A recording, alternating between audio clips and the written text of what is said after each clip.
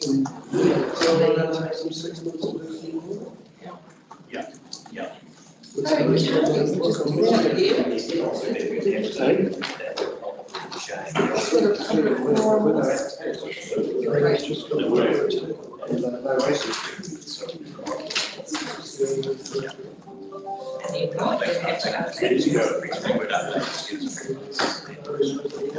No, we've got 30 seconds on my clock. Nine on my iPad. See, I think this one might be a little bit on slow. Oh, is it? Okay, my apologies. I'm going by this clock here, and so it sounds like I'm a minute slower than everybody else. My apologies. So welcome everyone to the council meeting of the 4th of August 2020, and we shall begin. Are there any apologies? I'd just like to acknowledge Gary on the screen, so welcome Gary. And are there any apologies? Right? So there being none, I now welcome our speakers in the public forum and invite Barbara Teague to, and Jill, are you popping up with Barbara? Yes. Yeah, so you're both welcome to sit up the front here. Jill? Morning. Good morning.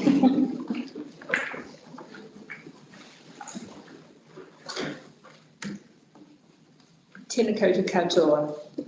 Ko te mata te moanga. Ko toki toki te awa. Ko te mata te amawi te moana. Ko Ngāti Puritini te iwi. I whana mai I mato a Maui I tipu au Heratonga. I nainei kei hupurini ho e noha aha. Ko Byford, toko hapa, hapu, ko Barbara Teague, toko o dingo. My name is Jill Benton. I'm here to support this Barbara. She presents her piece. I've been a resident in this district for nearly 50 years. I and my family have been members of the Thames Community Library during that time. I support the Thames Community Board and their support for an increase in the proposed book buying budget for the next financial year. Being able to access a regular supply of new books is essential to the well-being of the library and extended community. Thank you. Okay, first of all, I would really like to thank the Thames Community Board for proposing an increase to the budget for the Thames Library. That's what we've come to speak about today. I understand that this increase solely affects the local rate and has no implication for the district. Jill and I are both avid library users. After hearing discussions in the community about the proposed one-year cut to the book budget, we started a petition. The focus on the petition was to generate debate about the library and the proposed cut. We weren't so worried about getting heaps of signatures, but we're pleased to tell you that in a short time we gathered over 1,200 signatures from both the paper and the online version, and that was without too much pushing at all. Just a few comments on that, on the online version, because you were able to make a comment. The Thames Library is my lifeline. Libraries do much for public mental and social well-being. The library is truly an essential service. Community interest is high, and the proposal is indeed controversial. Prior to the annual plan deliberations, there was no consultation with the public or with the library staff. This despite the proposed cut significantly impacting levels of service. There is a requirement to consult when there is significant change in the level of service. The public would not have imagined that library books as being capital projects when submissions were made for reducing rates. Thames Library has close on 7,000 members. Feedback from the library staff has been that many users have been asking about the proposed cuts and also inquiring as to where they could go and sign the petition. The public library annual statistics show that TCDC libraries are already poorly funded and are not keeping pace with new technologies such as radio frequency identification, self-issue machines and makerspace units. There is a real concern that we will continue to lose ground. In a survey of 23 other New Zealand libraries, only 4 had book budget cuts, and the cuts range from 10 to 30%. A big difference. TCDC library service costs have the lowest per dwelling and the second lowest cost per capita behind the Southland District Council. I just want to make a few points about the importance of new books, because people say, how many books does a library need?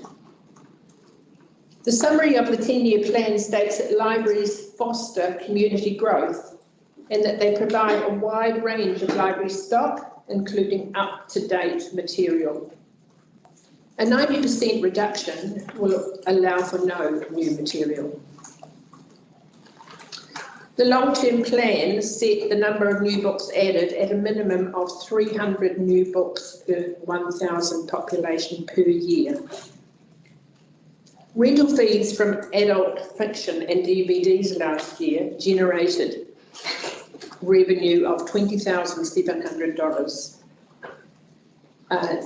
Presumably because new books are new adult novels are charged for in the library, some of this revenue will be lost.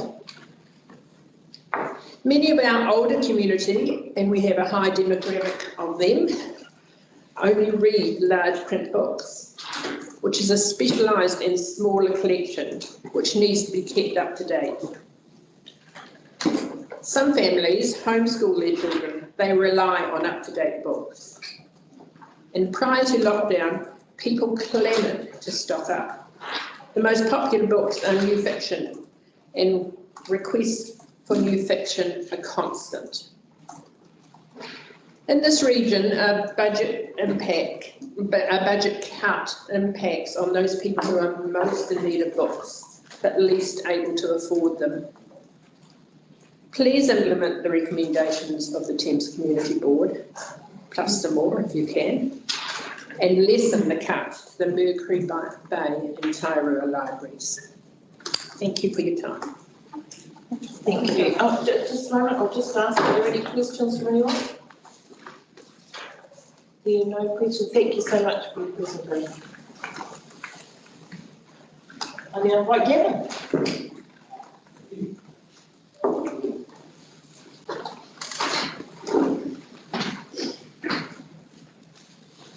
Good morning, everyone. Your Worship, councillors, thank you for giving me some time to talk through your item 3.1 on the agenda. Council as a controlling authority for Walking Access Commission incidents. My name's Gavin Jeffcoat. I'm here on behalf of the Spirit of Coromandel Trust. My wife and I hire bicycles in Coromandel, and we also run walkway tours from Coromandel. The report before you that you'll consider this afternoon recommends that the Council resolve not to accept responsibility as the controlling authority for Walkway Access Commission walkways. As you all know, the purpose of local council or local government is to promote the social, economic, environmental and cultural well-being of communities in the present and into the future. Every day on my way to work, I pass people out walking. I think every single one of us as we came to the meeting today would have passed people out walking. Dr. Kate in Colville frequently walks her patients past our house as part of their walking consultation.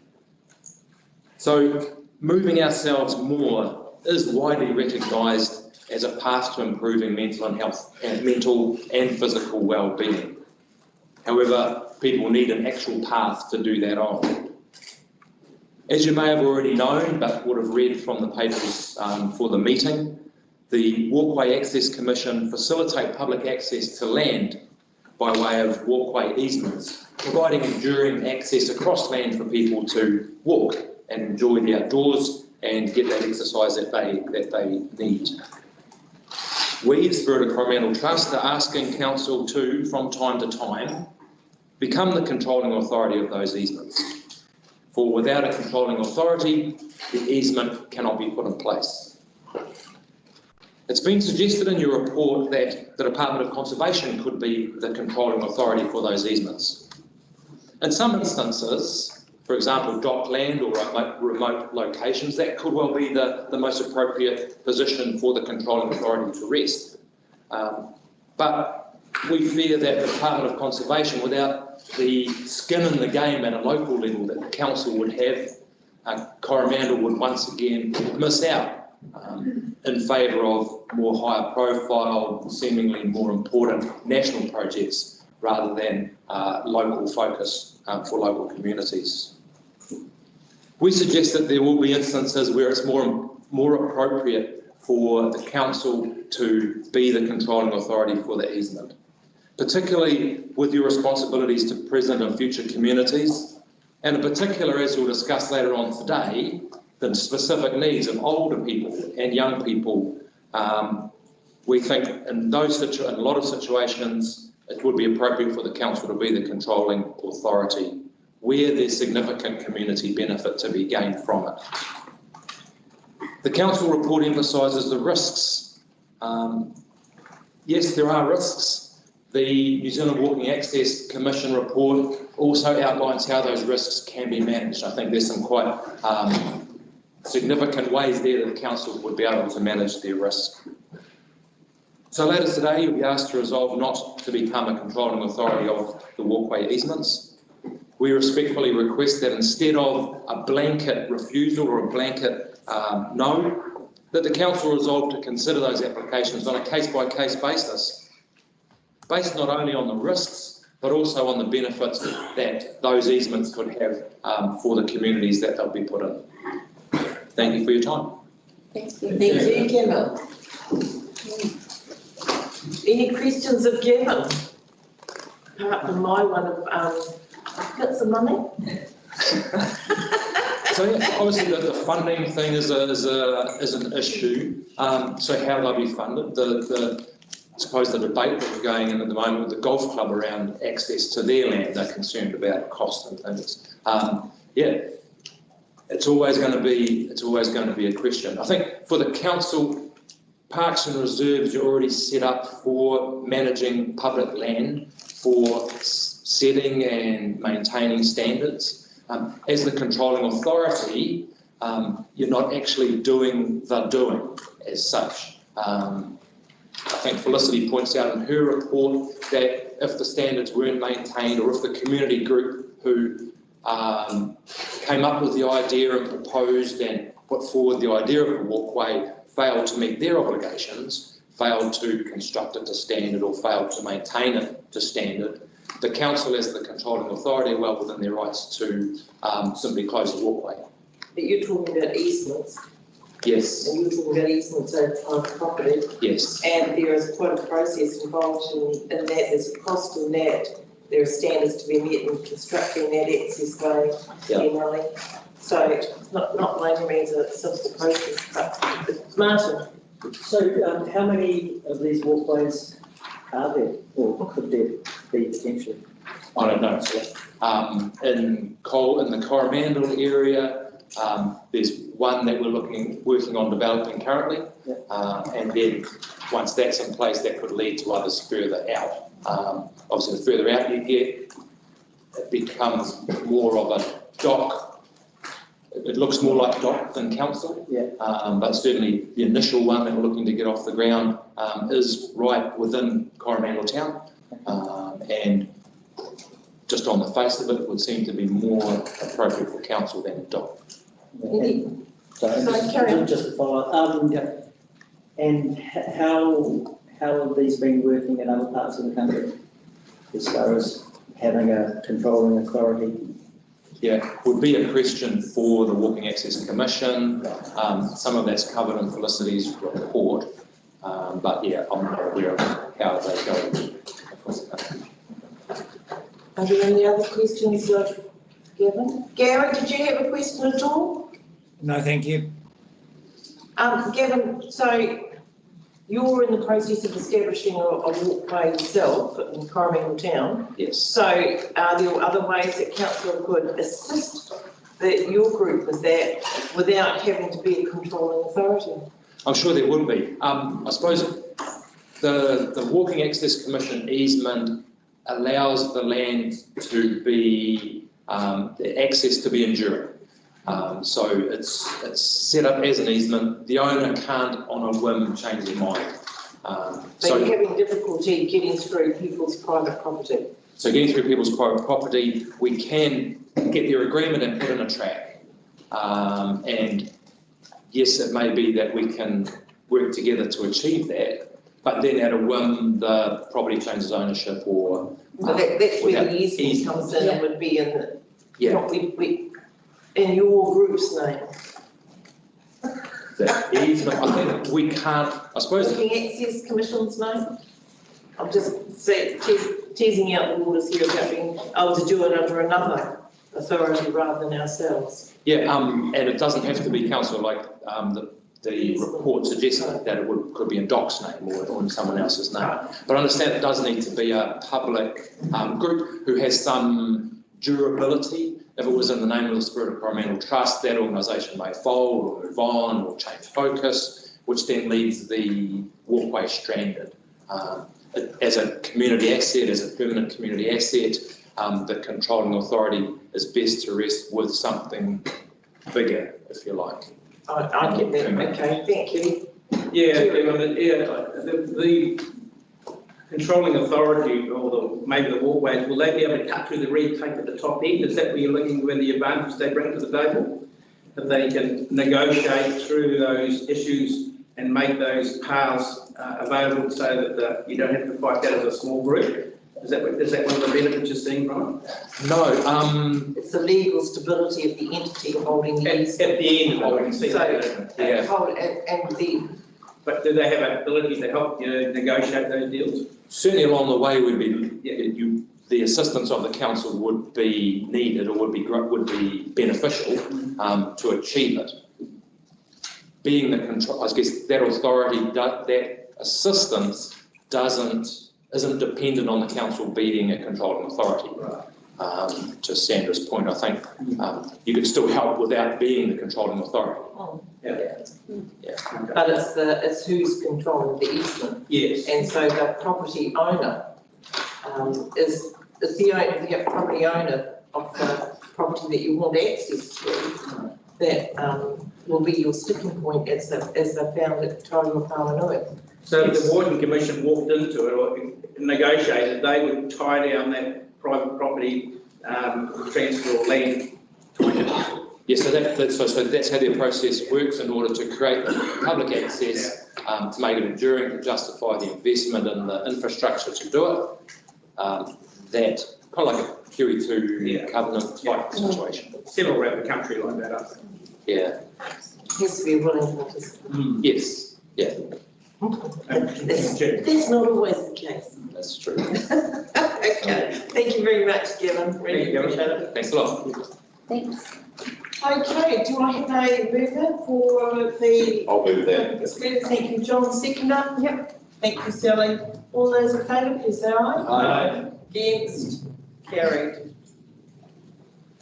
Right, now, any conflicts, any items not on the agenda?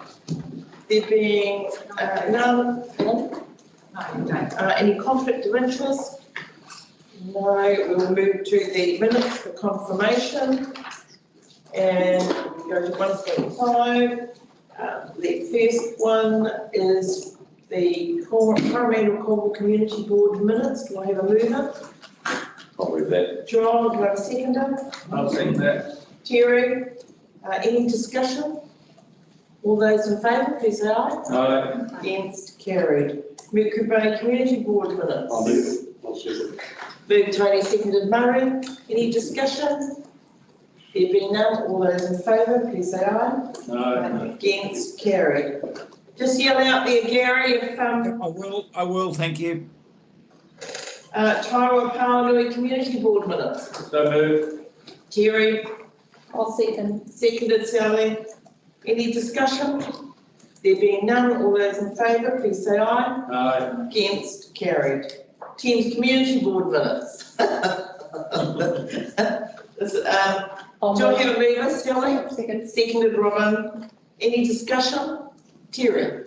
Just got one point that I just want to raise and just be clarified, and that is the Thames promotion budget is coming at $10,569 out of retained earnings. I'm just making sure that retained earnings is coming from the right budget. When we talked about where that money should come from, so can you clarify that that's where that's coming from?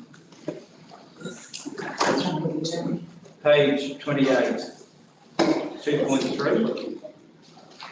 It's locally funded retained earnings. Yeah, so it's normally, it's got to have a category where it came from. This is where it trouble a couple of years ago, and it was when it was slush fund and it started to be used by different things.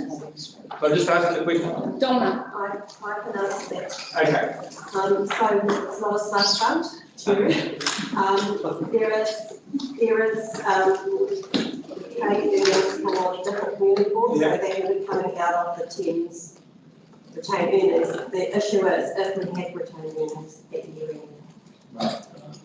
So retained earnings from reserve. That's retained earnings basically come from money that's been unspent in the previous year. That project is rolled over. Not a project, so much more operational costs. Right, so more CapEx. No more OpEx. OpEx, sorry. Yes. Okay, just ask a question. so this is funded locally. We are doing without some other things because we have had feedback from our community that this was really important to them. What are you talking about now? Innovative streets or? No, that's a whole different issue, the library. So, it's local, so I don't know what the issues are. Yeah. Yeah. So I'll move. I'll second. You've already moved it. That's what I'm saying, then let's have a vote. And Terry was just asking about that other matter.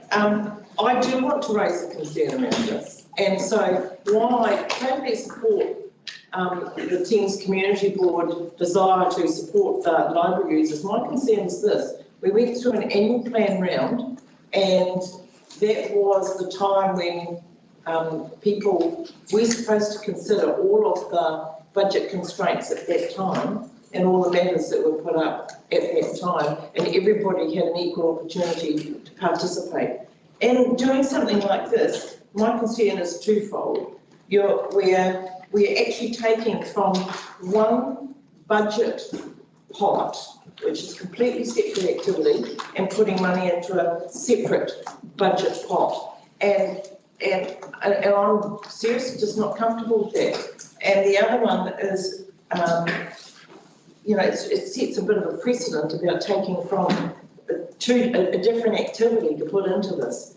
And then the second thing that I'm not comfortable with is that it's just seems to me there's a sense of relitigation of a matter that should have been dealt with, decided, and moved on at the annual plan. And so, for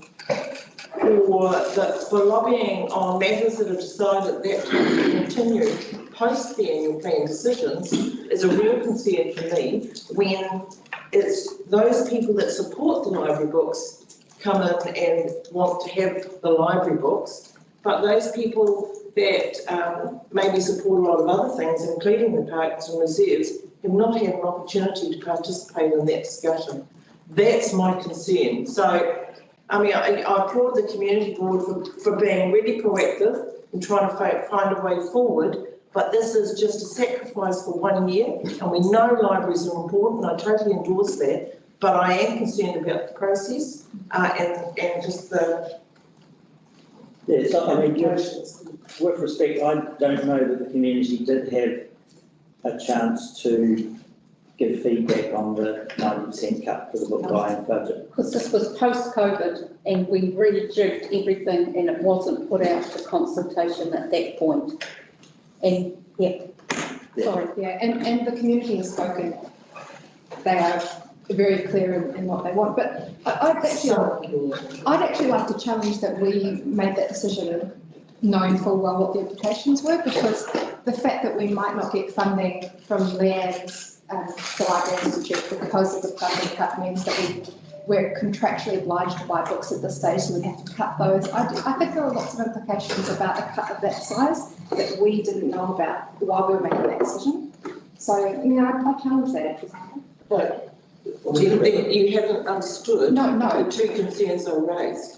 I have. You said that we made this decision, and you were right. As a council, the 9 of us, decided that 90% was what we had to cut from the budget. But I challenged that had you guys all known, firstly, what the public would think, and secondly, that we would potentially lose not just the new library books, but we already have a contract worth, I think it was $6,000 to buy ebooks, and there's a contract to buy large print books, which we would not be able to fulfil. We talked about all of the other things. Do we have contractual obligations? And that was not raised. And I think that we would have come to a different decision, actually. So my concern is around the fact that we had a process, a decision-making process, and we did that. Yeah. It's relitigating the decisions without going through. No, I hear that. So I don't mind, I'm not disagreeing with that potential outcome, but it's having the integrity of the process you can stick with. That really concerns me.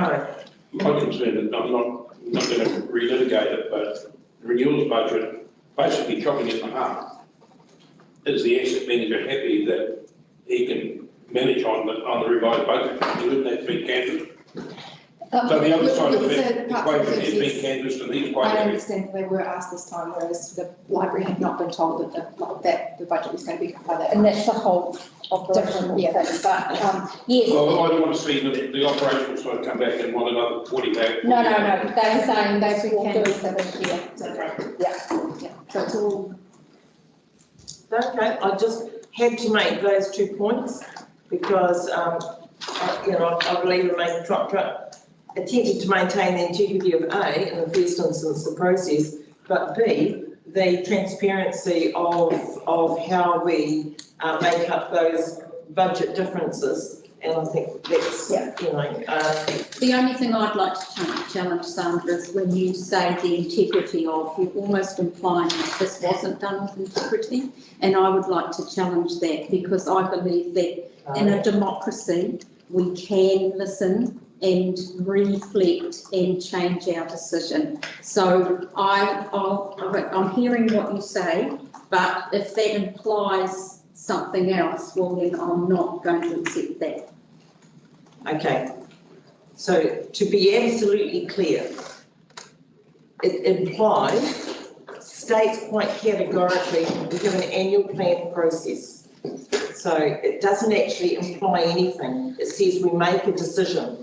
This is not a decision that the rest of the district's been a party to for a district activity. It is not a district activity, it is a local activity, funded entirely locally. No, I know you're doing this. I know I have the splits. I'm sorry to keep, I don't want to have a fight. Yeah. I just want to be really clear as we move on that the Thames Community Board has acted with integrity, it has listened to its people, and it has made some decisions. That's all I want to put onto the table.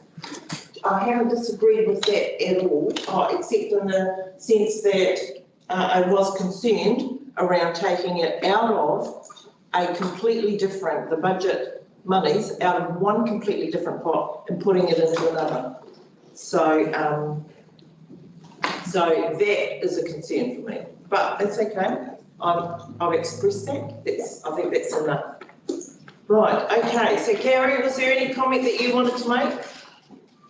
No, it's always a very difficult situation when you've got your local people having a strong view and That's the difference between the whole area and the wards, and that's always going to be something to struggle with.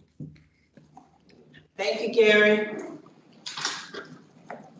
Are there any other comments? No, there being none, then I'll put the resolution. All those in favour, please say aye. Aye. Against? Carried. I'll abstain from that decision. Right, now to the next one, which is the Whangamata Community Board minutes.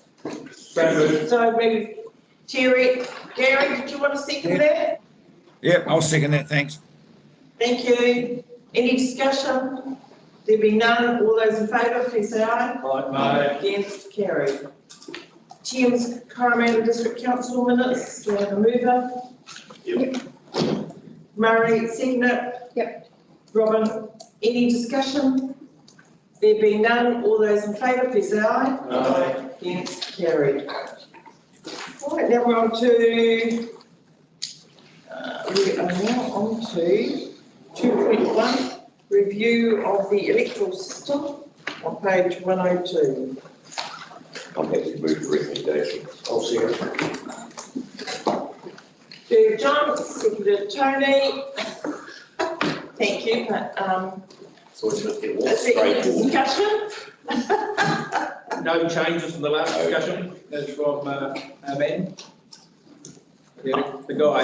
So there's no discussion. No. So if there's no discussion from anybody or no questions, then I'll put the resolution. All those in favour? Aye. Please say aye. Gary, you okay with that? Yeah, no, I am. I read, because I wasn't at the other meeting, but I read and I agree with what's been proposed, but I just want to raise my little flag again about letting absentee owners become part of the system and getting themselves as a special vote.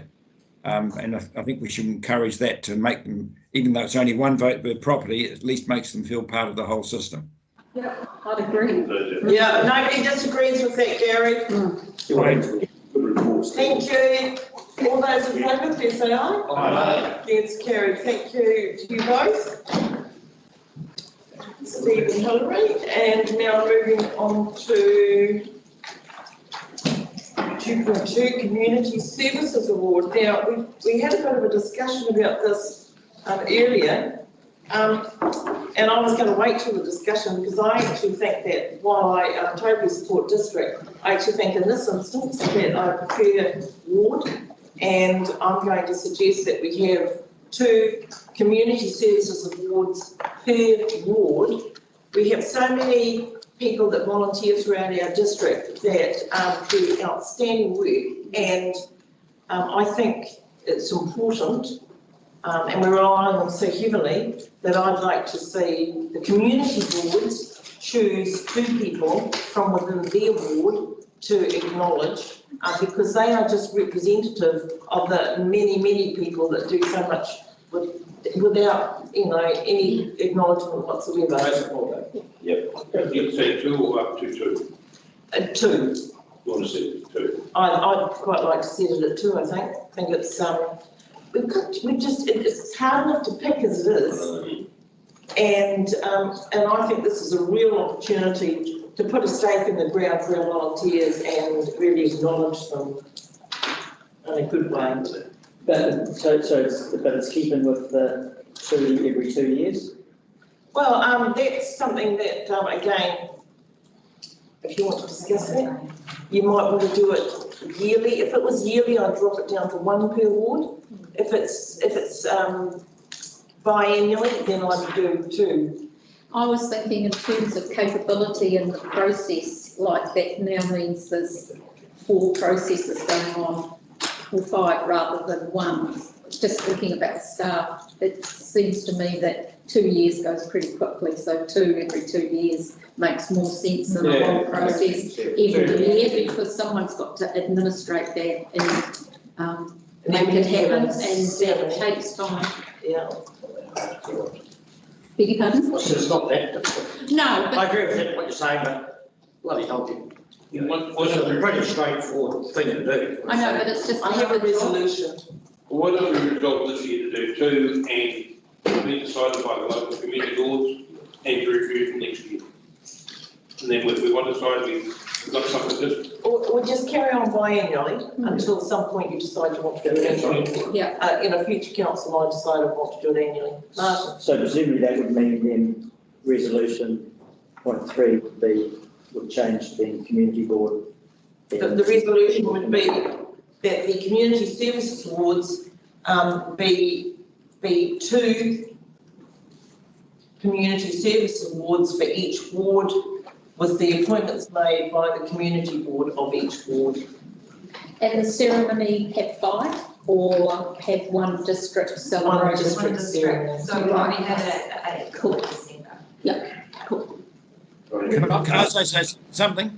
Are we not going to appoint the special committee then? No. So, for instance, as an example, by way of example, for the Whangatā Community Board, you would appoint or nominate, no, you would actually appoint 2 people that were recipients of a community services award. Right. And then you'd have to do 2 for the Tairua Pawanui, Right. and then 2 at Mercury Bay, 2 at Coromandel and 2 at Thames. And the community boards would appoint them.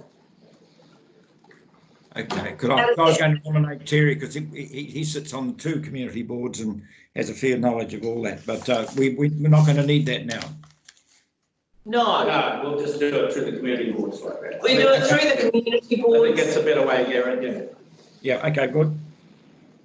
And the reason for that suggestion is because the community boards understand their communities very well and understand those people that do so much work within their communities, and the ones that often aren't the front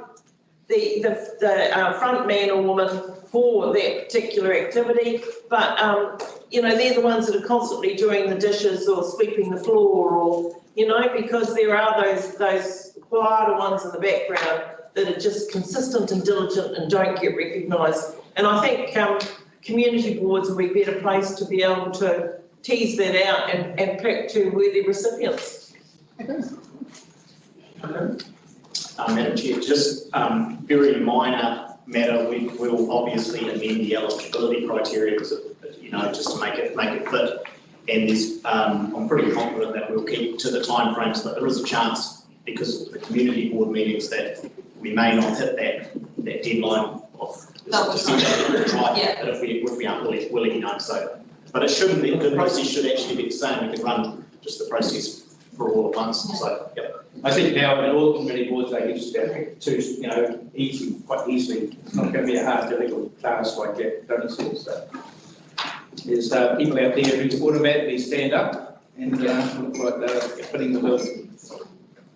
Okay, it sounds like we have you happy with all that, Gary? Right, okay. So We need to see a change. yeah, I'll see if I can. Well, we'll see if we can get it on the screen. we're just working on the final resolution for that. Right. And so what's next is the. There it is on the screen here now. Can you see that on your screen? Yes, I can. Yep. Update the other criteria. Approves the following timeframes. With a one award ceremony to be held at council. Right. That's Oh, that's the last one. Is everybody happy with that? Yeah, I am, thank you. What do you do, Sabrina? Okay, no, that's good. All those in favour, please say aye. Aye. Against, carried. Who moved and seconded that? Yeah, I moved it. And who seconded it? Martin seconded it. Well done, Martin. Thank you. I thought it had been. We didn't quite up there, but. Okay. Right, so excellent, thank you very much for that. And so we're now on to the 2021-2031, page 113.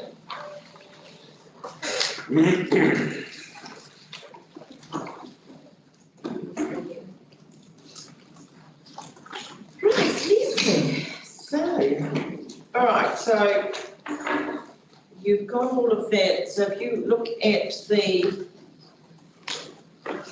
looking at the revised, if you look at your recommendation, it's three things: receiving the information, we have to approve the vision, outcomes and values, and the medium growth scenario. So the only thing that I'm personally concerned about is just getting that wording right for the vision, so that it's, yeah. And, Terry? Yeah, I too was have a good look at this and had some discussion with some people. The one that's getting to me is the word green. And while it's a great word, it's got some political connotations that come with it when you talk to people about it, because they don't quite understand what it means and what the implications are. So I just wondered if we should look at that again and have some discussion. And I sat down and thought about it hard, and the word I was trying to fit the difference, and I just need to maybe talk to Robin. Well, it's not green with a capital. Is the ecological sustainability of the district, or ecological sustainable district, as opposed to the green. So the council provide reliable services, support a vibrant, connected and ecologically sustainable district through strong governance. I was trying to find the right word to fit it, try and make that gap, and maybe I haven't, but that's what I came up with after having a chat with a few people. Anyway, it's up for discussion. Tony? So I'm supporting exactly what Terry's just said. Straight away I have is what is the word you would replace it with? But that is, I fully support what you're saying. It's a bit of a mouthful with the ecologically sustainable. Yeah. So is there one word you can use that says that? And I don't want that word. You may just go sustainable. Yeah. So it's sustainable. Yeah. Actually, That covers all aspects of sustainable. That would be in the vision and in the outcomes. You could just change it. So Gary, we're on page 147, and I'd just like to acknowledge Terry and Robin have worked quite hard on this one compared to the rest of us. We did actually. So okay, so we're putting in sustainable. So it's just going to read: council provide reliable service and support to a vibrant, connected and sustainable district through strong governance. That's good. That's good. I like it. The roll on? Yep. And I think with the outcomes, you'll have a sustainable district as opposed to a green district. Well, actually, you've got it mentioned under there, a green district. You've actually got the word sustainability in there. Yeah. Oh, yeah, but the title is a green district? Yes. Yeah, So change it. That sounds good, I like it. Is that okay? Okay, so were there any issues around anything else on that page 147? Because the vision is actually, vision, outcomes and values, I think that someone actually raised the point that we can sometimes get hung up by people wanting to challenge us on the vision. There was a mentions under that little table that's got collected member comments and staff response, talking about making reference to valuing staff in the workplace. And I was sort of in two minds about, well, I agree with the staff comment that talks about, well, that's really set out in legislation. But I wouldn't mind hearing what other people think about whether we say valuing staff in the workplace. Where's that one? 116. Oh, sorry. Having said that, I don't know what we put in there to say that, but. The third, 116 in the table, the third line in the table. Can you give me a page? 116, Just 116, sorry. sorry, the second line in All right, yeah. I think too that the gist of the vision, outcomes and values is out to the community as opposed to back into the organisation. So whilst I know staff would appreciate that and appreciate the comments, I will be as a group quite comfortable that it's okay as it is. Yeah, I was not just assuming his role as criminal.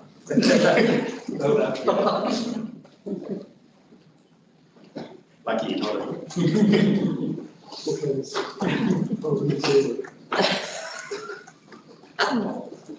Okay. Any comment, further comment? Any other changes or suggestions or amendments? I haven't sought a seconder, a mover or a seconder. So, do I have a mover? I'm happy to move. Terry, do I have a seconder? Robin? Yeah. Oh, sorry. And no further discussion. Gary, you got anything further? No, I'm happy with what's been proposed. Okay, all those in favour, please say aye. Aye. Against, carried, subject to those changes. Thank you very much, everybody. Well done. Thank you. Right, next one is 4 Freedom Camping bylaw. So, do I have a mover? I'd like some discussion on that. Yep. I move we receive the report. Second revision. Okay.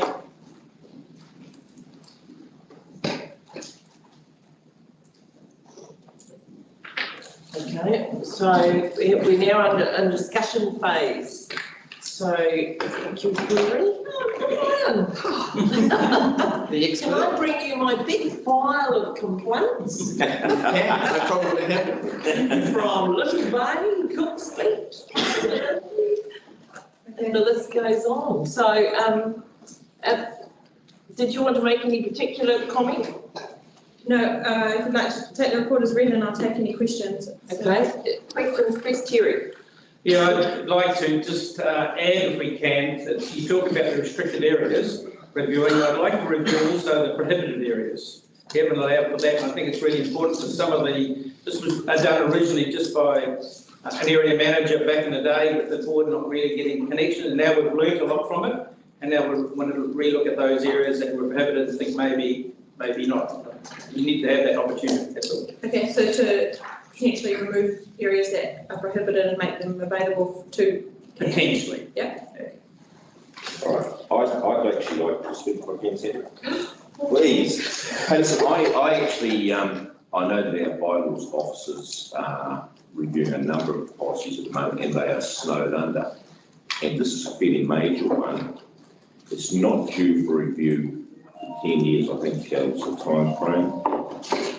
I believe is still fit for purpose. We can actually defer it for 12 months, save the cost, and save a lot of work by our bylaws people who can move on with other bylaws that they're reviewing. And the reason I say that is because the world has changed quite dramatically in the last few months with COVID. And the report says itself under number 5 there, that freedom camping has already slowed down the Coromandel compliance data reports. Second paragraph down, the uncertainty of the current national climate concerns has decreased freedom camping for some time. So why are we reviewing a bylaw when we aren't sure what the situation is going to be out there? By all accounts, it actually could be slowing down freedom camping, and we could be reviewing something that doesn't need to be reviewed and moving on with other bylaws and saving the cost of looking at this one. I'd say defer for 12 months. Okay. So, Tony? I hear what John says, but I think in Mercury Bay, for instance, we've got some issues there that I'd like to see fixed 6 months ago. So waiting for another year to take the people up, to take the prime beach space up, and it looks like a gypsy fair, where if you go for a walk down there, a run down there, a bike down there, you try to dodge clotheslines and outside barbecues taking up the footpath and surrounding areas. So there's something I'd like to see done to get some of those areas taken off limits and sent somewhere else because it's not a good look at the town and it's a nuisance value for me. And the economic benefit of the town is questionable, apart from the fact they buy petrol and 1 minute noodles. I don't know quite else how much money comes in. So there are some areas I'd like to see addressed sooner than later, although I appreciate the reason to delay it for 12 months for what you've just said, but I don't know if we can actually pick some of the problem areas out and address them before we do an overall review. Before I go to Murray, I just want to make this comment. All that has to happen is that the community boards have to have a look at the list of the areas and rejig those areas. That's all it is. The actual wording, content, all of that doesn't actually matter all that much. It's just the sites that have already been chosen. I gave word of caution when community boards were looking at those sites, and I recommended they shove them all in a back paddock somewhere, but they didn't want to do that, right? So, in fairness, we couldn't. We were told that so all that discussion, you couldn't send everyone into the back blocks. You had to have a reason not to do it. When this discussion happened 8 years ago, was when this started. In actual fact, that's not quite true, apart from the fact that the Motor Banners Association was taking this to court. But anyway, so Murray. Is that still, you know? Yeah, it's Murray. Oh, sorry. I would just like to get on with it. There's parts of Metro Bay where we've been wanting this probably for 2 years. We've been saying, wait, we're going to do a review. Let's go on and do it because, you know, our beachfront is a disgrace. I'll leave it at that. Okay. Sally. I think for Thames, it's not a major issue. It's absolutely different. And so, yes, we'll be part of the review.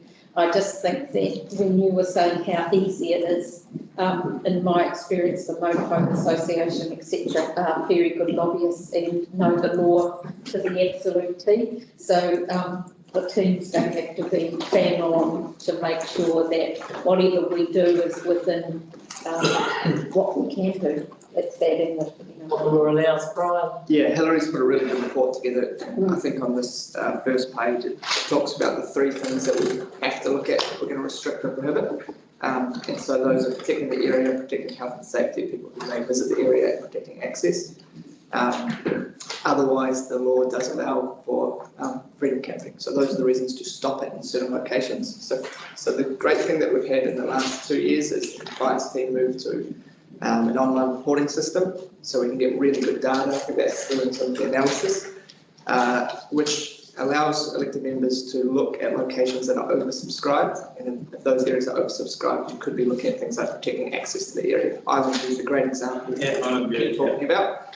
If that car park's on a beachfront, it's meant to be there for beachgoers to access the beach, the playground, the toilets, and it's filled with freedom campers. That would be something you could consider. A wholesale removing from beachfront locations into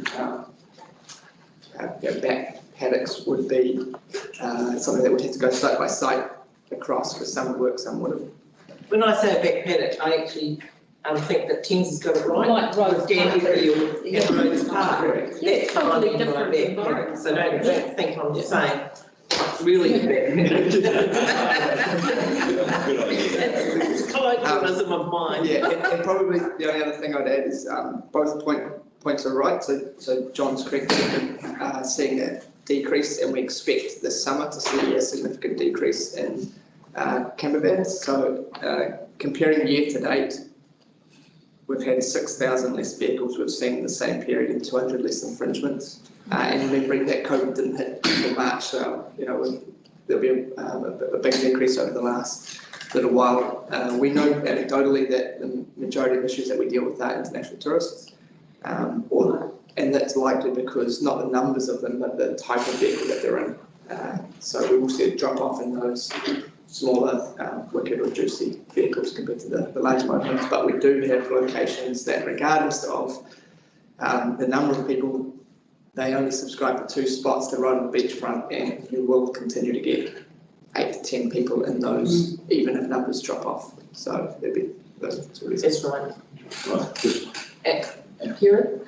Yeah, well, again, John, I I appreciate what you're trying to say there, but we definitely do need it. We've got some hot spots really, really important to try and resolve through I can tell you straight away. But also, Whangamata, only 10% of our visitors are international, so we get a lot of camper wagons coming through there, 55,000 that come through the motion centre. So, and we're still getting them, so we're getting people coming all the time, so they're on the road, so we have to consider it, and we need to look at it.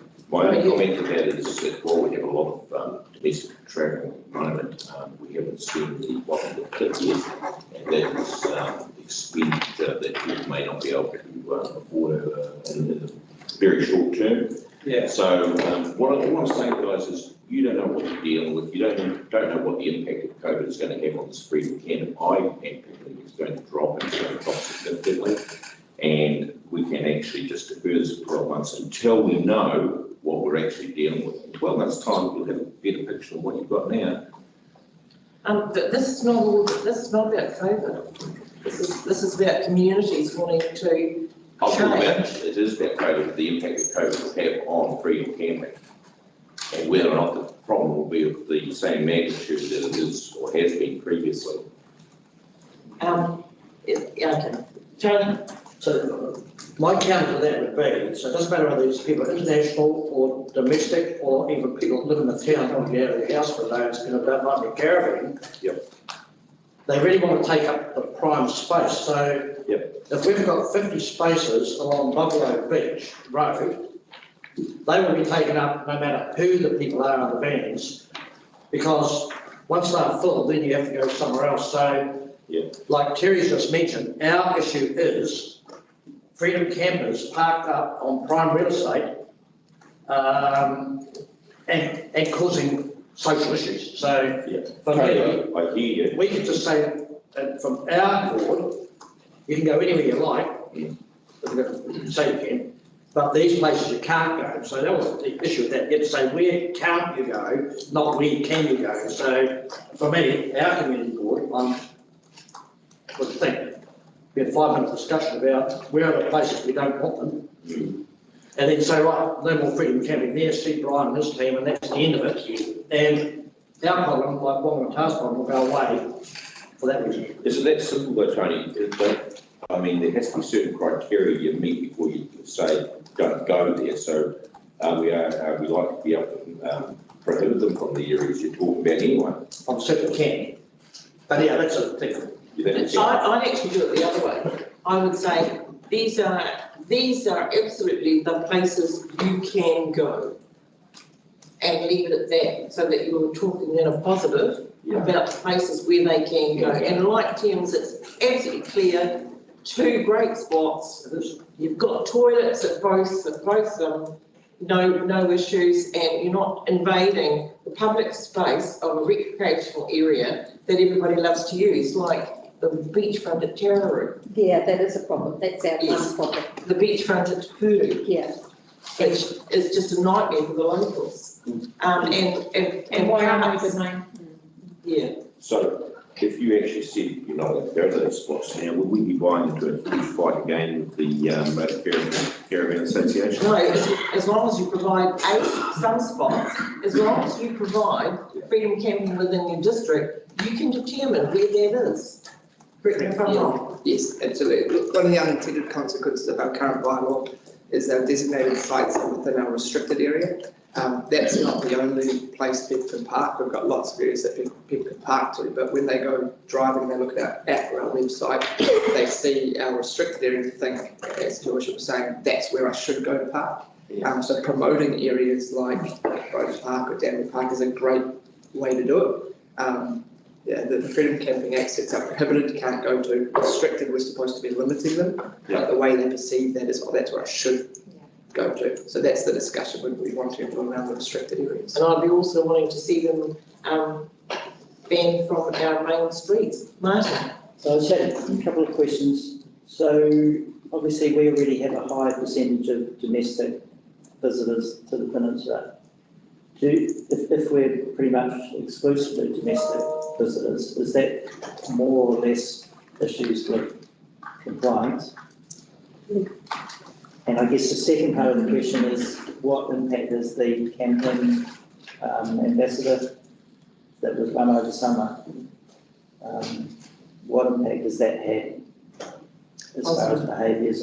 It's very good. Yeah, I think the one thing we're waiting to see is whether the EB will see whether freedom camping still is an issue, as Councillor Morrissey was talking about. They might not want to fund that investment program again, and we relied on that funding.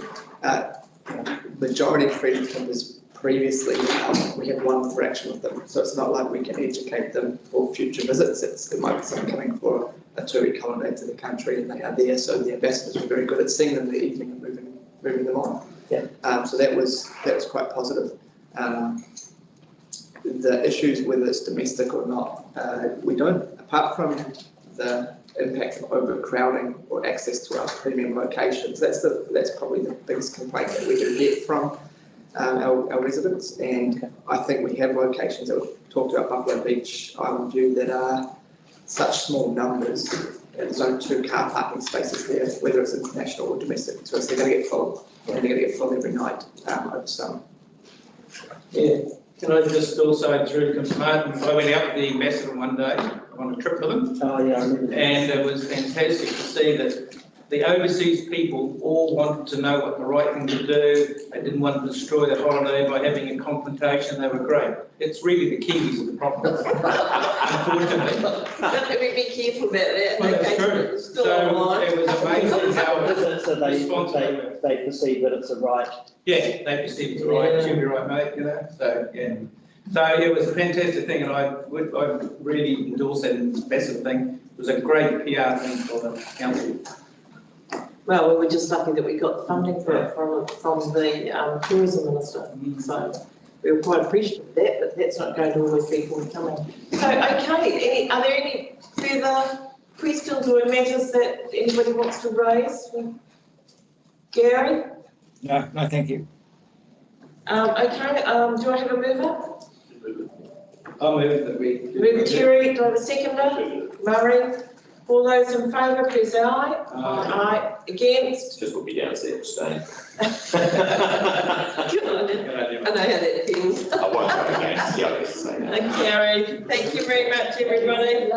We're now on to 2.5, review of the social wellbeing strategy. That's on page 157. Do you want to find out? I just want to introduce Rachel Paul. Rachel started with the team during lockdown and was very studious and contacting me regularly to say, what can I do, what can I do, what can I do. Rachel is a Thames girl and she's moved back with her 18-month-old son back to Thames. Previously, she was camping around the Far North and Whanganui, and she's our senior strategic planner and analyst. And I just wanted to introduce her so we welcome her on board.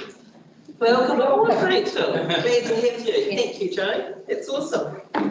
Okay, so we're now on to the review of the social wellbeing strategies. And is there anything in particular either of you wanted to comment on, or you take it as read, or Rachel? I'll take it as read and I look forward to your questions. Okay, Terry. Yeah, it's always an interesting subject, this social wellbeing. I think it's fantastic for us to really drill down, and I support it as much as we can. If you look at the metrics that came out, that was 30% of us are now retired today, and in 2050 there's going to be about the same people, but 40% of those will be in that age group. So it's going to be an issue that we have to address going forward, and deserves some discussion. So yeah, bring it on. I had some specific questions. On page 162, could you give me an example of what the actions were? So there's a table there that talks about actions that have happened because of a particular strategy or because of the usual, but what are those actions? So each of the strategies have action plan associated with it, and I looked at the actions in there, which included things like provide more disabled spots. There was one having a customer service area for people with wheelchairs, which we've done downstairs. So for that particular action, that was done because that was a good thing to do. It wasn't actually done because of the strategy, even though it was in there. Oh, no, that's good. That would have been a thankless task, going through and trying to decide. So no, that's all good. The other question I had was really about it's been a long time since I've read any of these strategies, but I have read them. I noticed that the healthy ageing one is nearly 20 years old. But is there anything, so what's the hold up of why they're not being action, basically? Is that it here? Is it there? Or where is the?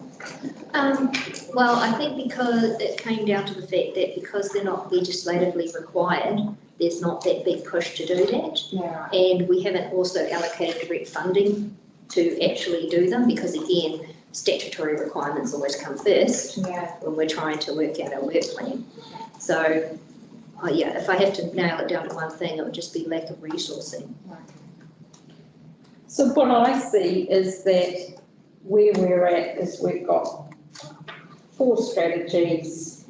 Let's talk to our stakeholders about what's working, what's not. There are different models around the country. This could perhaps be incorporated into some other documents, etc. So to me, I support the resolution that that you go away, talk to some people, and then we come back with a report for us. To me, that makes sense.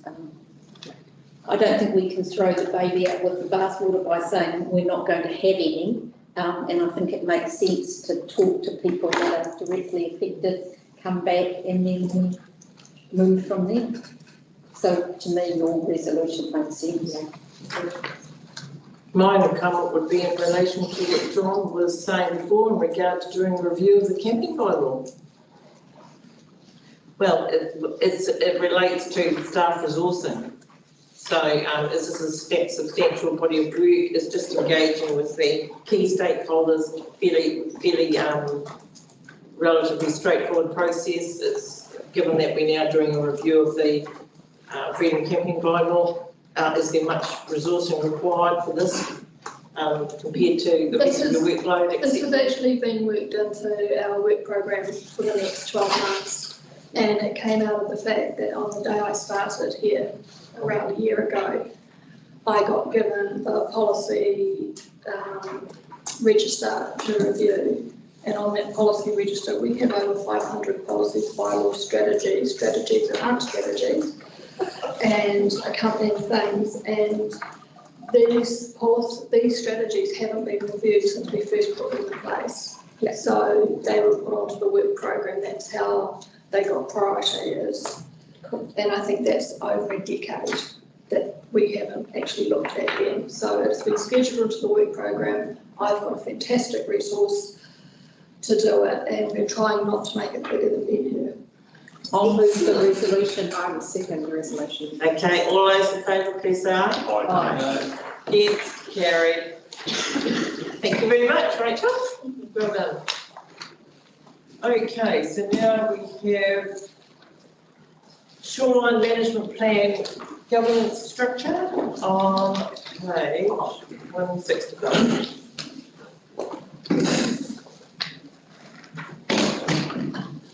And Bruce and Amon, we've done a lot of work on this. So, are there any comments that either of you would like to make? Yeah, if I can. I think where we've landed comes after a number of iterations and discussions. The governance structure proposed, I think, is a really positive step for iwi and council. It will allow us to get on with the work that many parts of our district are crying out for. Going forward, the next kind of key steps is getting those panels, the coastal panels at the community level established and getting into the nuts and bolts of the project. Right. I think this discussion around the partnership versus the three-way partnership of having regional council and governance as well. It's been around, so let's put it on the table. So what is the thinking about at this point in time? They're involved very much at a staff level and at an operational level and not at a governance level. What's the thinking behind that? So, yes, they are involved at the technical advisory group and they're supporting us well and we're working together really well. So one of the key things there is making sure we get that common understanding of the hazards. So having regional council there is crucial. We don't want to have to come back and have debate about the hazards later on. So that's really important. I think you could have a different governance structure at the top, but it also, I think, requires an element of trust, I suppose, understanding, giving over some of that influence. There's a little bit of uncertainty on where that will end up, but I don't know if I can say much more than that. I'd say just jump in there. Sorry, just to support what Angel's saying. So obviously through this process, and Angel's done a good job of working this through, there's been a number of options that we've looked at across the different structures and the different levels. And there's lots of parties obviously involved.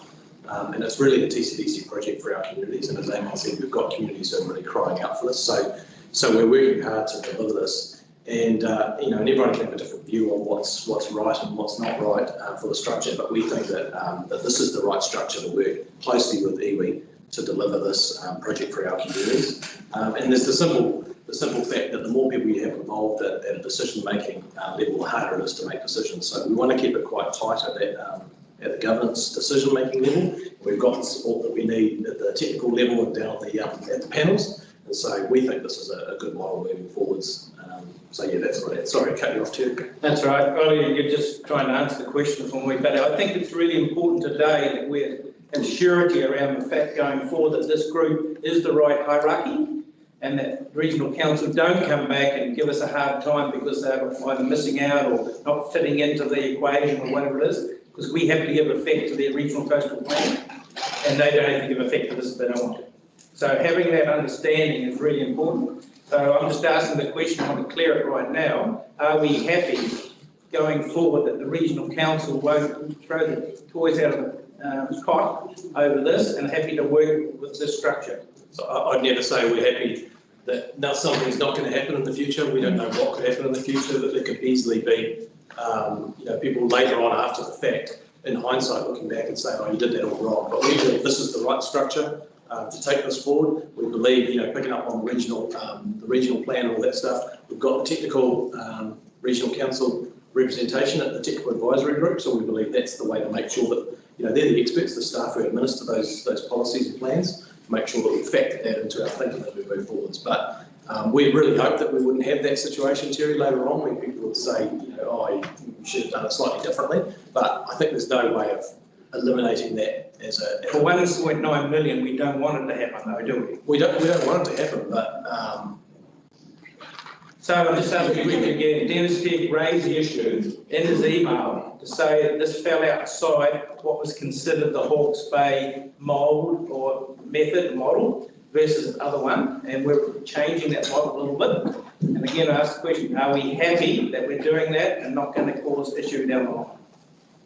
I'm happy. I haven't seen the email that you're talking about, I don't believe. But it's been circulated to all the councillors, wasn't it? Yeah. So just to clarify, the 3 representatives from council and 3 representatives from iwi are to pull together the decisions around the shoreline management planning, and my understanding that's very much the space that Pali Hareki wanted to work in. And then once that's been achieved, then we consult with the regional council on the outcome of that, so that both parties get together at that point. So so there's a little leg out of this thing. So it's not even in there really. It's but it's that has to happen, and it won't be just them either. So we'll be engaging with other parties once we've got something substantive to take to them. Martin? So I just, and again, just referring to Dennis Deger, the WRC councillor. He showed that there was two particular governance models. Both of them had WRC at the top, and his comment is that staff from both councils preferred the joint structure, including WRC. However, we didn't get to see that. We didn't get to see either of these two. The one that we got to see just had TCDC and Wellbeing. So I'm just curious as to how that went from staff preferring the joint structure to the one that we saw. And I'm doing it by video link, so I've just snuck out of the room, okay? Gary, do you want something? Yeah. Gary, do you want to make a comment? Well, yeah, I Oh, sorry, we were just cutting him off because we thought he was talking to someone else. You'll have to tell him to unmute. Do you want to unmute please, Gary, if you want to say something? Yeah. I'm muted now. Just to say that I think there's certain issues raised in that email, and I think the staff, if they haven't seen it, should have a look at it first. Thank you, Gary. But I think it does raise a number of matters that need to be considered. As Terry says, we don't. Staff are aware of that matter, even though they haven't seen the email. Well, they might be aware. I think they should read it.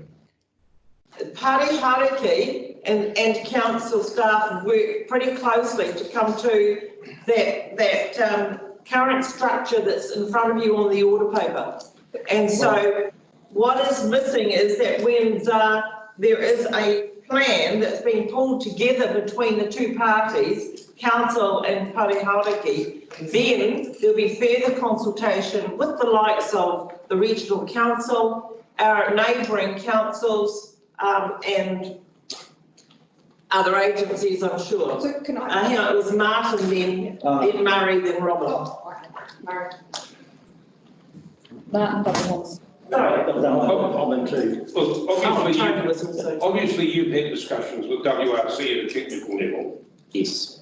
And those are very comfortable, and they're very comfortable with that. The question I'm asking is, we seem to have a TCDC councillor's come in with his opinion, actually with no council backing, which we're giving comments of, and I just want to be very sure that at a technical level, that's operating well. So later on, if we need any governance assistance from WRC, that could come in. Yes. So that hasn't been asked for yet? Yeah. No. Okay. I'm very comfortable with Tony. that. I've already got a couple of points in this.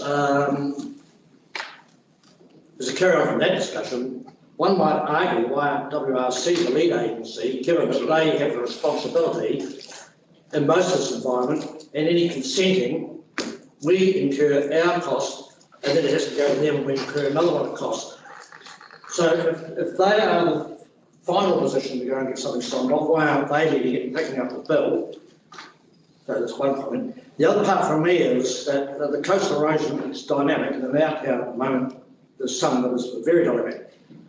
And the issue we have is that people say, well, we can't do anything at the moment, or we don't want to do it at the moment, because we've got the shoreline management program in place, which is 2 years away. Yeah. And so at the moment, we've got a boating club that's got 6 metres between it and the sea, and they've got a consent that says, well, if you want to build one there, you've got to be able to shift your building. So someone's better start having that discussion about are they? And the next thing I was at that meeting, I'm going to raise it in the members' report while you folk are definitely here. I think there's a need at some stage for someone to say, there goes a line and some Dago paint and put it there. And once that line disappears into the sea, we talk to nobody. Emergency takes over and people will come and dump rocks or whatever they've got to do in to save our reserve and then our infrastructure and possibly buildings. But what I'm seeing in our community, the excuse to maybe not get too much into this is the shoreline management program is in train, and we're waiting for 2 years till we get that. And probably, if this thing takes its course, it won't be 2 years. In fact, I'd be very surprised if we are here and have even we're going to operate with 2 years. So, yeah, that's, those are comments from me, because we've got a very immediate problem in front of us at the moment, and I don't see anyone picking it up. Well, Flaxmill Bay. Well, What happened to that consent? Right, Robin. Well, we're dealing with that, that's been fixed now. I'm just a bit fuzzy, Sandra, of what you were saying before about so the governance structure at the top. It's a co-governance structure with cutting out. So were they given the option of opinion about whether they wanted WRC involved and they said no, or were they not suggested, did they not get the suggestion that WRC could be involved? You know, do we have a feeling for what they feel would be an appropriate way to have this? Because we're one part of the relationship and they're the other part, and we're talking about potentially or not having a third party to that relationship. My understanding is they prefer not to have a third party to work 3-3 and work with that together. Great, thank you. Good clarification. Jerry? Yeah, I'm a bit uncertain about all this, where it fits in terms of where they fit. If you look at this little pamphlet that came out, of the activities that they control, there's 8 of them, and we're going to control 2. So they have a big player in what we're doing here. And again, I just want to make sure that we get to the game and we don't end up into a scrap. So they are a player in this game, and we're spending a lot of money trying to make this happen. And then we have to get the end of the day, get them to accept our plan and be adopted into the regional coastal plan. So there's a lot of jumps to go through here, and we're going to get it right. So I think that raises an interesting question, is why didn't they invite us to be party to the regional coastal plan and its development? Because I suppose you don't need to answer that question, Murray. What I was going to say, if they wanted to be there, why don't they put some funding? You know, they came in, they are a player that's discussed it at Woody Ang for about 20 years, I know of. They bought 175,000, which they used up in consents, and it stayed on the hands. Okay, you know, they've made no contribution as far as I'm concerned. So what we're saying is that at this point in time, the partnership between us and iwi is really crucial. That's what we're developing and honouring and mana enhancing on both of us through this process. Absolutely. That the technical and the panels are the key for the linking in at this point in time, and our relationship with regional council remains really important, and we have an ongoing relationship with them, but not in this structure. Is that what we're about to vote on? Yep. Chair, can I ask Rob, he's got a comment on this? Look, I do have comments on it, but again, I would always come back to one of the core statements that I always make is if we want to try and achieve some level of success, we have to reduce the moving parts. If we want to get a firm understanding of what we want in this district from a TLA perspective, we have to work with the people we need to work with to understand our environment and what we believe our community wants. If that then needs to be taken to another process to work with the regional council, then it's better to break those down than to try and do it all at the same time, from my perspective. That's the best advice I can give you, is reduce the moving parts to deal with what is a very, very big issue.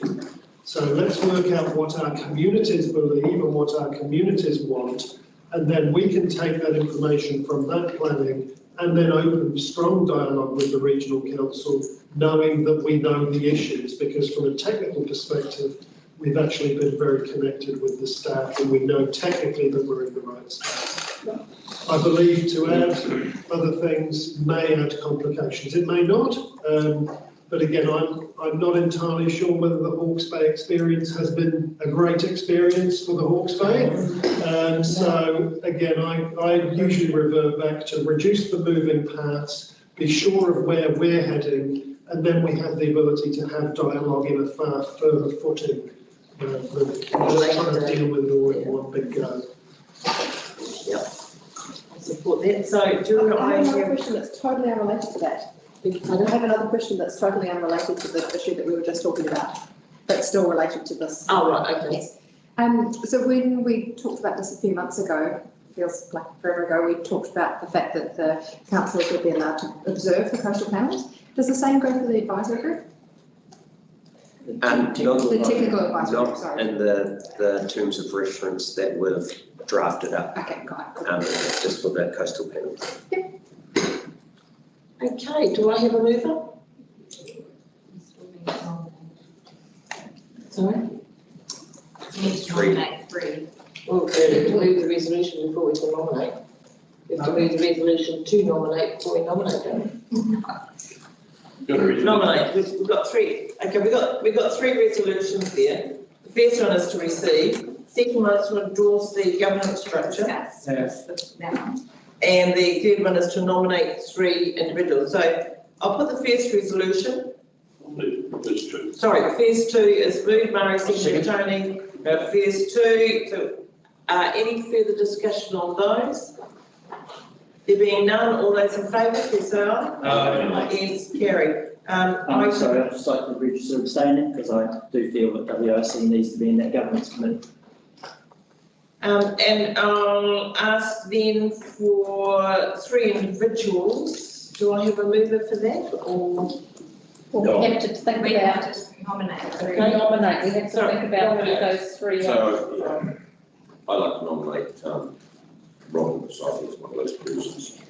Excuse me, can I just ask, I thought there were three resolutions. Have we done 1 and 2 already? Yes, Gary. Oh, well, I misunderstood, because I abstained like Martin. Okay, that's fine.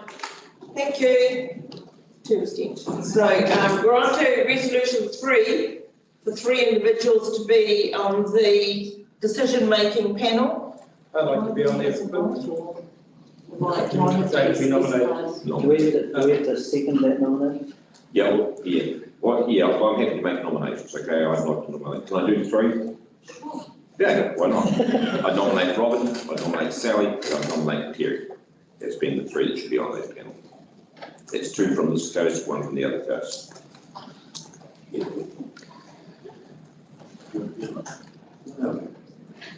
So you've got 2 from Thames. 2 teams. Yeah, I'd like to see if, who would like to be on that panel for a I'd start? like to be on. Terry and Robin and Martin. We should do this. The biggest coastlines on our side, so in my mind, and the biggest issues at the moment on our side too. So there should be 2 from. So I'm not saying I want to, but I will because I'm interested in it. But it's not so seeking. Okay. So are we heading towards Tony, Terry and Robin? Yeah, that sounds, I'd second that if you wanted to move that. Because I just think that we're all going to be involved. I would like to have an ongoing discussion about whether people who, like me, who I think this is the most crucial thing that we've got on the table, and for my own technical knowledge, if I could sit with tape over my mouth at the advisory committee, that would be quite useful for me. So I would nominate that way. I don't know, you've got immediate problems, Well, we've got the 10-year problems of whole. Is it right? We can go to the advisory committee meeting. Technical advisory We discussed that, they said no. Well, what I'm suggesting is that we could potentially change the terms of reference so that we're there observers, so that we're increasing our knowledge. That, you know, like terms of reference aren't set in concrete, are they? Terry and Tony. Yeah, look, I was trying to think who sort of fit, who would have a real passion for it. You know. I think we all do. Yeah. Yeah, some of us. So I think we need to look at maybe in a workshop briefing platform for the councillors, all of us, between the technical advisory group and the SMP governance committee. That way, no one's going to feel like you're entirely left out. You get briefed and brought up to speed, and then our representatives are at the table with them. Because that's the other thing for me. To me, this is a major platform for us to develop our post-settlement relationship with iwi. And so this to me is our living example of developing that skill set. Yep. So to me, this is multifaceted and very important. One of the other things we could do is potentially get an update at each council meeting. So we could do both. Yeah. Potentially both, because of its importance, an update at the next council meeting following any meetings of either the Technical Advisory Committee or the SNP Governance Committee, and a periodic workshop to workshop the data that's been pulled forward. Are councillors happy with that? Yeah. I think that's a good workable And way. I'll be sending a picture of a helicopter to the 3 nominations every time they're having a meeting to remind them that they're representing the whole district and not their patch, because my Te Puru, etc., is a district problem. So helicopters at all times, please. That's probably a good spread, Tony. Are you interested in it, Tony? How you want to do it? Well, I've been involved in it for the last 10 years. Well, then, it's not a whole change, it's the wrong period. Frustrating with some of it. So the motion on the table, Gary, the motion is now from John Morrissey moves that the representatives be Terry, Robin and Tony. Seconded by Sally. Are you happy with that? I'm happy with that, with your ideas of workshopping. Yeah, and okay. Are you happy with those 3 nominations? Yes, I am. Okay, and then, so I'll put that resolution, we'll do another one then, Sal. I'll put that resolution, all those in favour, please say aye. Aye. Against, carried. So in that, so I'll also move that there be a brief report on the council order paper following any meetings with the Technical Advisory Group or the SNP Group for updating the council, and a periodic workshop for updating council on information gathered to date. Did you, I know you talked about maybe that term reference for the Technical Advisory Group. No, I wondered if there was a governance term reference yet. No, I think you're going to do that together with iwi. Yeah. And can we add to that for the terms of reference to be looked at in the Technical Advisory Group to see whether there's any chance of people sitting in, politicians sitting in with no. It's impossible. No speaking rights. It's never going to happen. Politicians being quiet. Take off the run. So hang on, that last resolution is about updating and workshops. Yeah.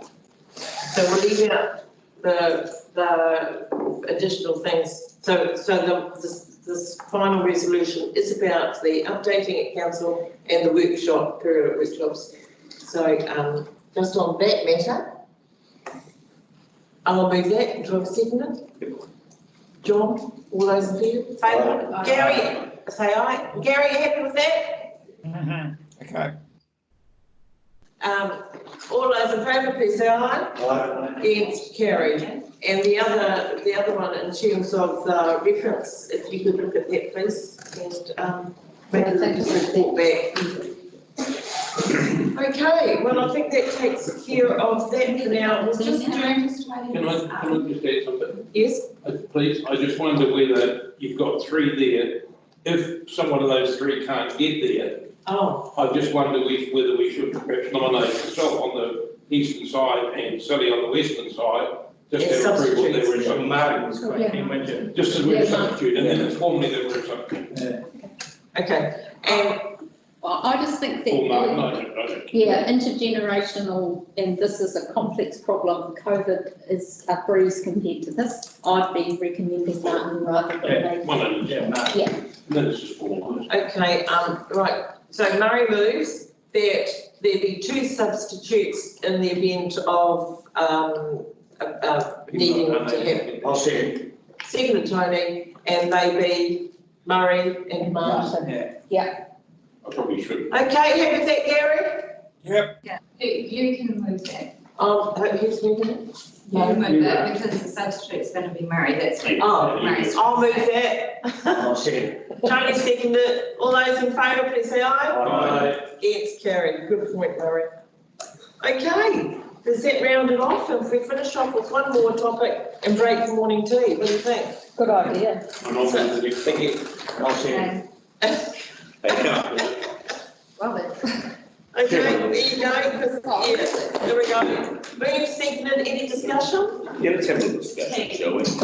I'm not sure that. I think we need a new reporting, so it's over the cost, so it's simple today. That was a mouthful. Well, you know the difference between auditing and reviews, you just understand that. Hang on. And the other point is that audit. No, sorry, yes, I was one, yeah, I have to go with that one. Good. There's no more guarantee a gut fraud going to repeal. That's right. Okay, so that's moved seconded that we waiver the requirement for audit of accounts. Is there any further discussion? There being none. Gary? No, I'm happy to support it. Okay, all those in favour, please say aye. Aye. Yes, carried. Look, we might just do one more. We are going to have a discussion on that one, Sandra. Well, we only want to discuss it. Do you want discussion on this? We need a morning tea. It gives the board a chance to get back to work. But if, Oh, yeah. no, right, okay, cool. No, that's a good reason. Okay, Yvonne. Sorry to hold staff up. Right, does everyone know Yvonne, so she's part of our ED team? And we've also got Faith here as well, just from Parks and Reserves to, if there's any technical information, but we've put this paper to you because Yvonne's been working with a lot of different stakeholders around the district on tracks and trails, and the Wellbeing Access Commission has been involved in that. So, do you want to provide any context to that? We're working with the Coromandel Trust to agree the Hurray track. It's intended that once that's completed, a track will go up the old Colville Road up to Amodio Bay, across to Colville, Waikowau, Kennedy Bay, back to Coromandel. That's the big picture on that track. We're working with the Hakawai District Trust on the Pawanui to Tairua Trail. We're in conversation and assisting a group led by Kim Lowry from the Coromandel Outdoor Language Centre to look at a track going over dockland and private land on the eastern side of the Whitianga Harbour, which would be very stunning and great for Mercury Bay. So there's a number of tracks and trails being spoke about and planned around the district, and through this we're involved with the Wellbeing Access Commission, who are working with all these groups as well, and they look after the legal side of things in ensuring that enduring easements are created through all these properties, whether it be private or public, so that if there's a change in circumstances to the landowners in the future, that the tracks are there for good. It carries a lot of weight, having enduring easements. They pay for all that. In answer to Harishit Me's question this morning about that, the Wellbeing Access Commission have funds and they actually negotiate the easements themselves with property owners and finalise them, create them. So what we've presented to you is a situation that's going to be ongoing. We are promoting health and wellbeing, but also as a council we have responsibilities in terms of costs and legal responsibilities that we're involved. So it hasn't been discussed much in the past, and we wanted to put the picture forward to you so that you can consider what council's role is going to be in this moving forward. Because every year we're getting asked to be involved by the Wellbeing Access Commission, and we just don't have a policy for it. Questions? Oh, thanks, Mark. So at the moment, who is the controlling authority? Who's taking up that role? Who's doing it presently? Is anyone? No one. That's right, that's okay. So from what you just said, as far as getting easements across the private landowners, that would be at no cost to the controlling authority. That would be done by the Walking Access Committee, so there's no cost there. So what they're looking for is basically an enduring entity such as a council to actually take some responsibility for those easements. What the Walking Access Act requires that a public body be a controlling authority. This could be WRC, it could be DOC, or it could be the local council. So we can actually choose on a case-by-case basis which ones we become the controlling authority over. So we're not just going to get lumped with everything, DOC problems, anyway. It's just basically public easement over public over private land that would be helping this group with. Yes, yes. Okay. The community groups that are creating the tracks can be responsible for the creation and the maintenance. Yes. But council would have to enter into a memorandum of understanding with stipulating some rules, etc. If the council was to be a controlling authority. Right. And if at any point in time the group, be it Thames-Coromandel or whatever, was not keeping that track up to standard, we as a controlling authority just say it's closed, it's stored. We can also instruct them. It gives us authority to instruct those groups either to bring it up to health and safety standards or it's closed. So what sort of costs do you think we would be looking at here? Well, the council's got responsibilities in terms of staff costs. Yes. In working with those groups. Yes. It would be through community facilities, parks and reserves, so they would have to address that question. There would also, I understand, there could be public liability on council if we are the controlling authority. And Sally?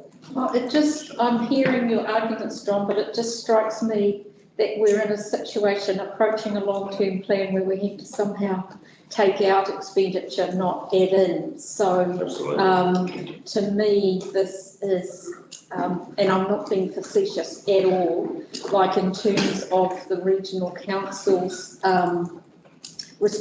interest in, public walkways, improving health, all of that kind of stuff. I think it fits there better, and I just can't see how we can commit to anything else when we know we're actually potentially going to have to reduce service in other areas when we get to the long-term plan.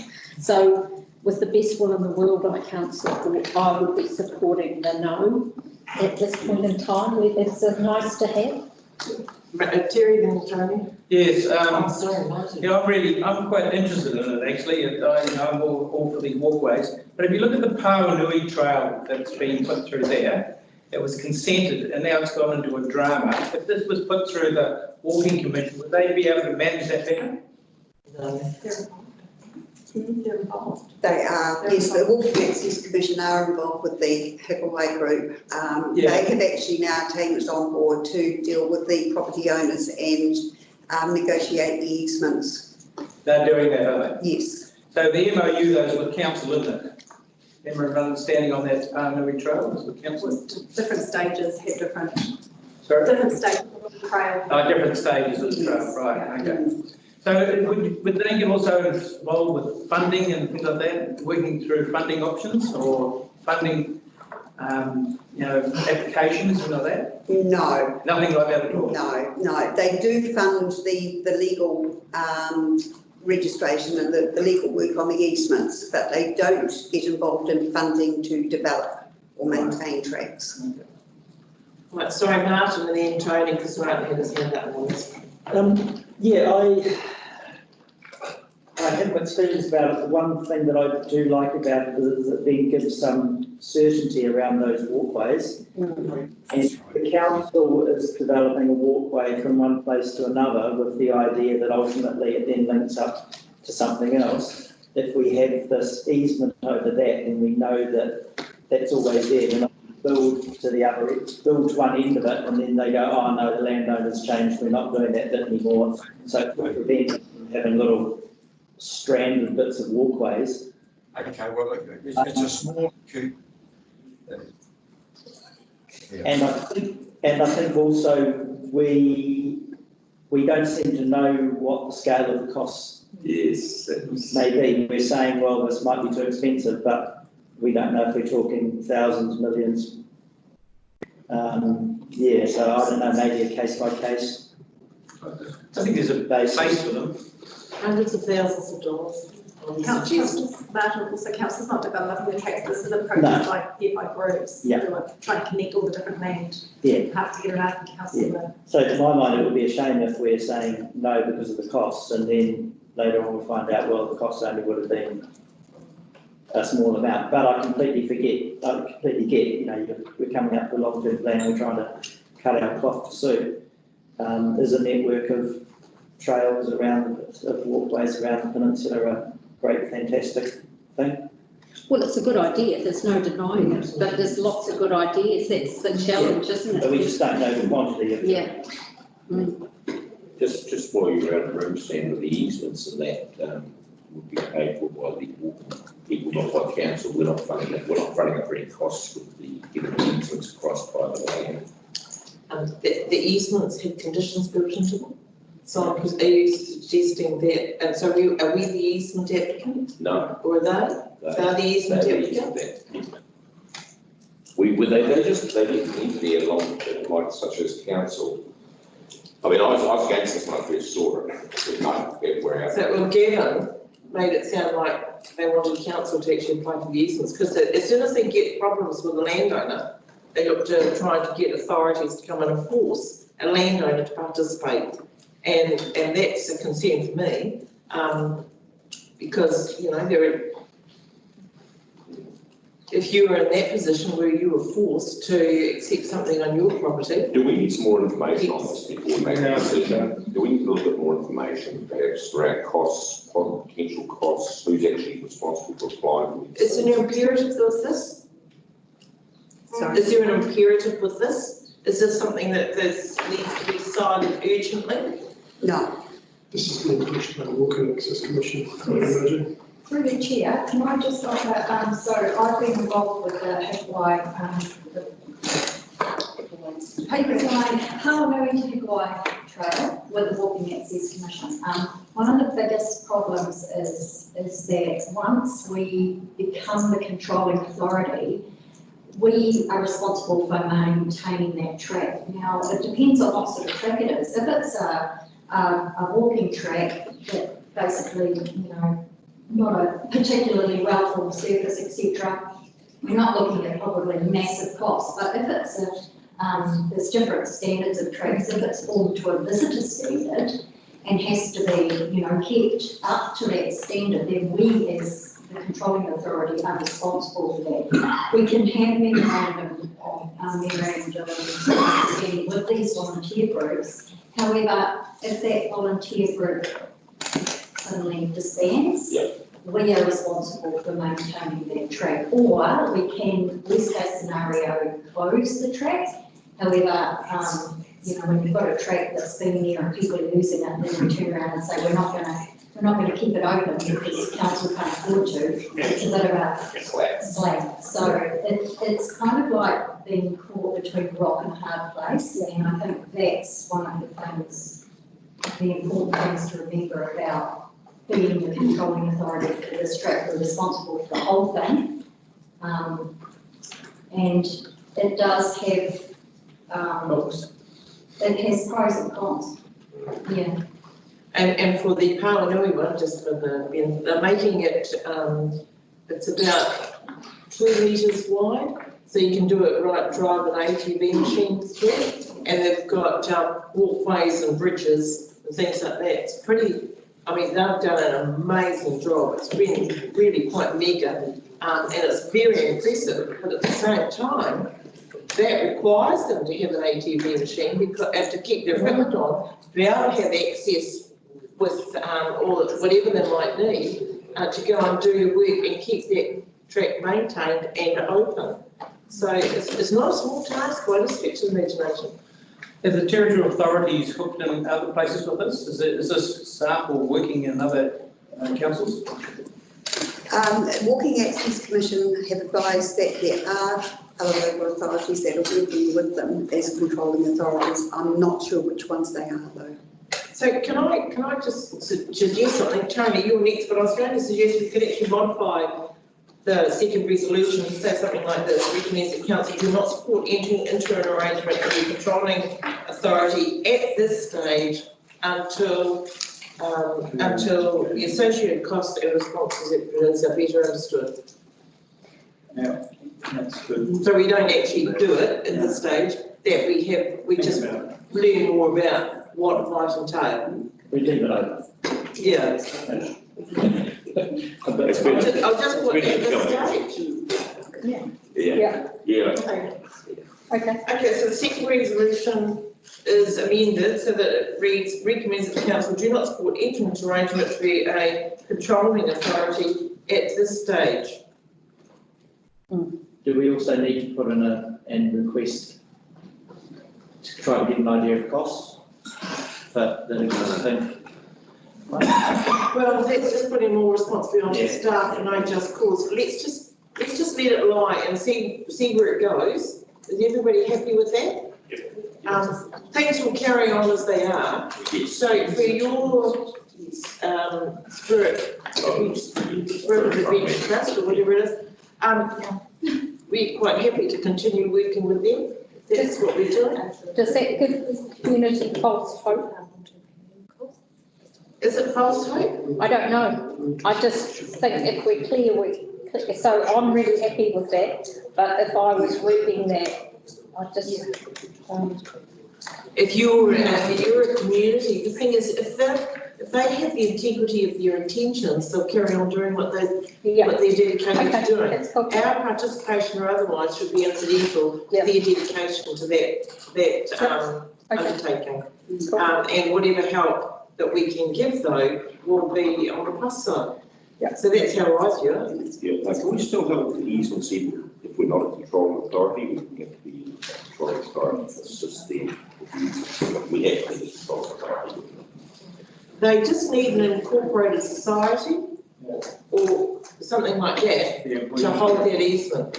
So as far as I understand it, we can see here's where we could actually get some advice, legal advice or advice on what could be achieved. So again, we're not doing it at this stage. By putting in at this stage, it leaves it open to being reconsidered at some point in the future, which it can, even if we turn it down, it can still be relooked at, revisited at any stage. Yeah, I believe you me last thing I want is settle the council with more costs, dive to the unknown, but we just don't know quite what it was going to cost us at the end of the day, as where it's going to end, but I'm happy with that. If we take one example, which is the Paranui Way Road Drive, what is the annual cost for maintenance? They're always getting money out of the community board. It's substantial dollars, Terry. Oh, we have in the past, but lately it's just on the holding pattern. But they do have a very good working program with using the volunteer labour, really. I know. Yeah, very good. And the mean shed, jump in and help too. So it's just got to a hiccup stage. See, there's a lot of uncosted activity. So it's very hard to determine what the actual. I think what we're trying to say is that the walkways are fantastic. So once they're in and working, it's in for everybody. It's a great thing. So I don't try and knock them in that respect. It's just getting them done as fast. Yeah, I think that's a given that we all totally support this activity. We love it, but whether it's walking or cycling, or it's fantastic, and the more the merrier. But the problem is it does come at a cost. Yeah, so okay, rightio. So Tony, sorry. So for me, we have a couple of these, and for those who've been around for a bit, you remember when we had a bit of rock fall down at Bluff Road? And where did the cost land? Here. Yeah. Because it was only ever there for people to walk around. And it became a shortcut to avoid the constables on the road if we wanted to have a beer and get back to Margaret. And so when we closed it for safety reasons, there was more time and money spent for us defending our position for health and safety as rocks came flying down the hill on a regular basis, with the vandals coming out and taking out the barriers and stuff we put in. So the cost does come back to us. And the other part for me is a thing called private property rights. So if you want to come across a property of mine, and I don't want you there, you're not coming there, I don't care who you turn up with.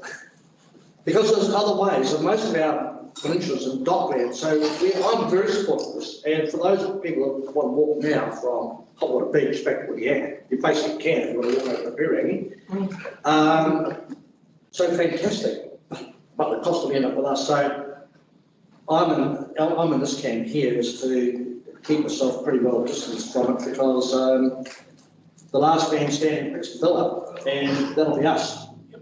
And in terms of getting easements, well, you could spend, and we know, particularly in our neighbourhoods in the Hahei area, we got everywhere but for 2 properties. Now, we got closer a couple of times to getting over those properties, but you know, there are some people who don't want to form a walkway alongside a public road because their house is between that and the sea. So I just think you buy yourself some cost and some emotion that you don't need by buying into this. So for that reason, I support the resolution as it is. Okay, rightio. So you're putting your amended one on the floor? do we have a mover and a seconder? We had a mover, which was Sally. You've moved it, Sally. Martin? You seconded it? With the amendment at this stage? Okay, excellent. Any further discussion, Gary? There being none, all those in favour, please say aye. Aye. Against, carried. Okay, look, you've well deserved cup of tea. Thank you, team. Thank you, Mark.